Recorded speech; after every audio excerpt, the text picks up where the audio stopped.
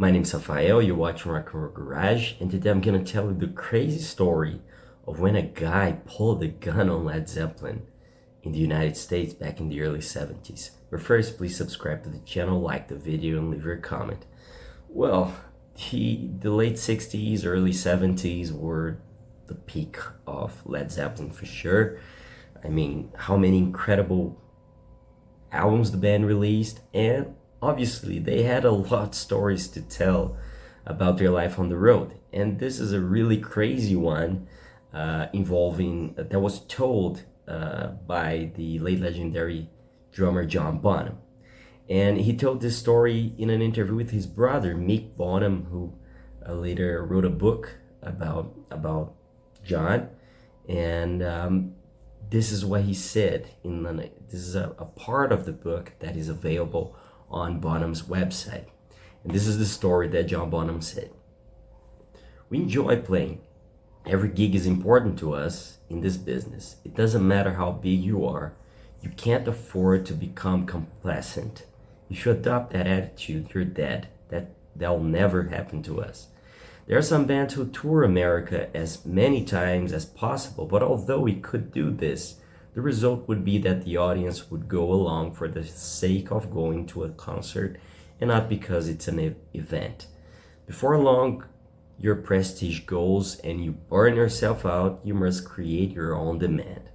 Sometimes touring gets a bit wearing, but that's only I'm married with kids at home. I've never gotten pissed off with the actual touring. I enjoy playing. I could play every night. It's just being away that gets you down sometimes. I still enjoy going through different towns that we haven't been to before. But you get fed up with places like New York because they're not interesting anymore. The restaurant scene in the South can be unbelievable. We've stopped for a coffee and watched everybody in the place get service. People who came in after we did. Everybody sits and glares at you, waiting and hoping that you will explode and start a scene. We even had a gun pulled on us in Texas. Some guy was shouting out and giving us general crap about our hair and all. We simply gave it back to him.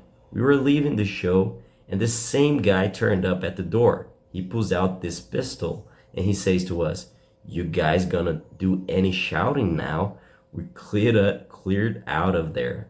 A toot the sweet." So that's the crazy story that John Bonham told his brother Mick, who wrote this interview was back in 1973. So this thing happened there in the early 70s when the band was touring more extensively across the United States. And I mean, those were really different times, more than 50 years ago.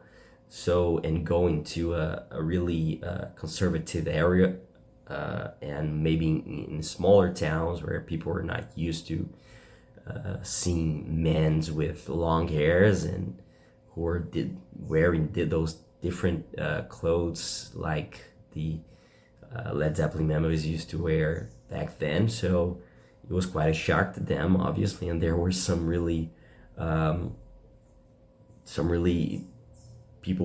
people who were really hard to deal with and who would get insulted only by the way they were wearing and the how long their hairs were and etc. But thank God nothing happened, right? Thank God nothing happened to them. But sadly, a few years later, we tragically lost one of the greatest drummers of all time, who was John Bonham, at the age of 32 in 1980. And as you probably know, if you're a Led Zeppelin fan, the band came to an end because of that, because they decided they could no longer continue with John Bonham, who was the driving force of the band.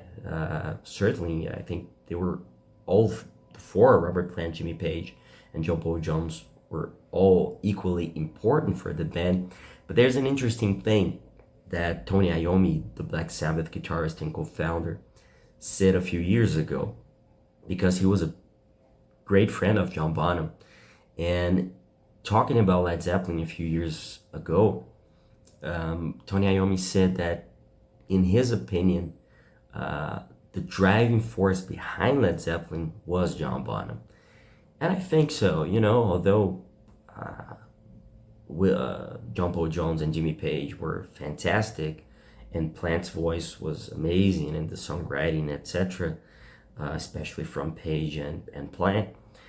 But I mean, you can't imagine Led Zeppelin without Bonham, without any of four of them. But the drums were really, really important. So thank God we at least had a few more years with John Bonham in the band, and nothing else happened that day.